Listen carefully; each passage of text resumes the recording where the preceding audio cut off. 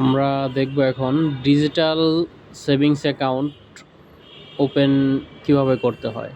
Midland ব্যাংকের digital savings account, প্রথমে MDB digital savings account open লিখে সার্চ দিলে এই অপশনটা আসবে। তারপর আপনারা ক্লিক করে যাবেন, তারপরে ক্লিক টু ওপেন অ্যাকাউন্ট এটাতে ক্লিক করবেন।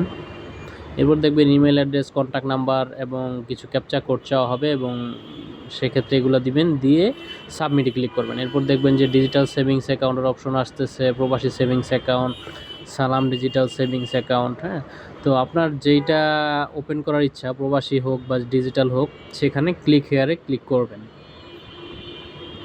ক্লিক করলে এরপর নেক্সট স্টেপে চলে যাবে।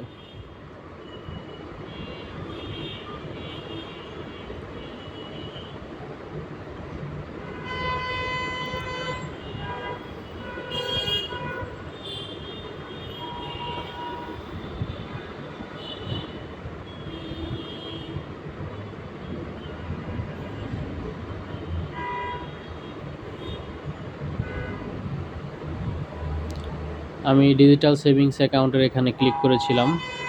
এরপর নেক্সট আসলো, এখানে সব কিছু দিতে হবে আপনার ইনফরমেশন, আপনার ইংরেজিতে নাম, বাংলাতে নাম, টাইপস অফ অ্যাকাউন্টের ক্ষেত্রে সেভিংস দিবেন, প্রোডাক্ট নেমের ওইখানে দিবেন, তারপরে আপনার ইনকাম যেটা হয়, যদি স্যালারি হয় স্যালারি দিবেন, আর যদি আপনি ব্যক্তিগত কোনো কিছু করে থাকেন সেক্ষেত্রে আপনার সেলফ এমপ্লয়েড ওইটা দিতে হবে।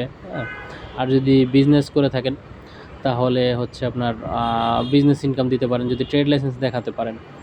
এরপরে সব কিছু দেওয়ার পরে নেক্সটে ক্লিক করলে তারপর হচ্ছে আপনার আরও কিছু ইনফরমেশন এগুলো চাইবে, আপনার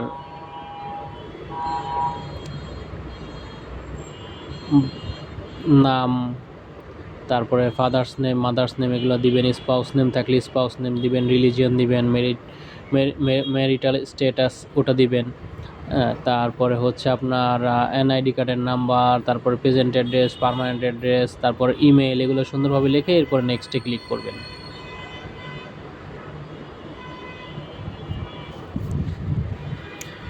এরপরে নেক্সটে দেওয়ার পরে আপনার আরও কিছু অপশন আসবে, এগুলো সব কিছুই আপনি ঠিকভাবে ফিল আপ করবেন। আশা করি দেখে দেখে যেটা চাওয়া হবে আপনি সেগুলোই দিতে পারবেন। এরপরে নেক্সট পেজে যদি ক্লিক করা হয় সেক্ষেত্রে আপনার নমিনির ইনফরমেশনগুলো চাইবে। নমিনির ইনফরমেশনগুলো আবার আপনি তার এনআইডি কার্ড দেখে দেখে সবসময় ফিল আপ করার চেষ্টা করবেন।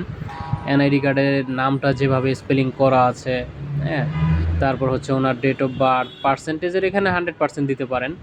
তার এনআইডি কার্ডের নাম্বার ছেলে এনআইডি কার্ডের number, present address, permanent address, এগুলো সবসময় ডিটেইলি দেওয়ার চেষ্টা করবেন,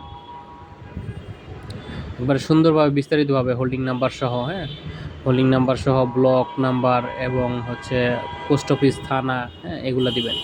সো এইভাবে আপনি সামনের দিকে এগিয়ে যাবেন। এইভাবে এগিয়ে গেলে আপনি একটা লাস্টে ট্র্যাকিং নাম্বার পাবেন। ওই ট্র্যাকিং নাম্বারটা আপনার কাছে গেলে ওইটা আপনি ব্যাংক যে কোনো কর্মকর্তাকে দেখাবেন, আপনার ফর্মটা গেলে পরবর্তীতে আপনি অ্যাকাউন্টটা করতে পারবেন।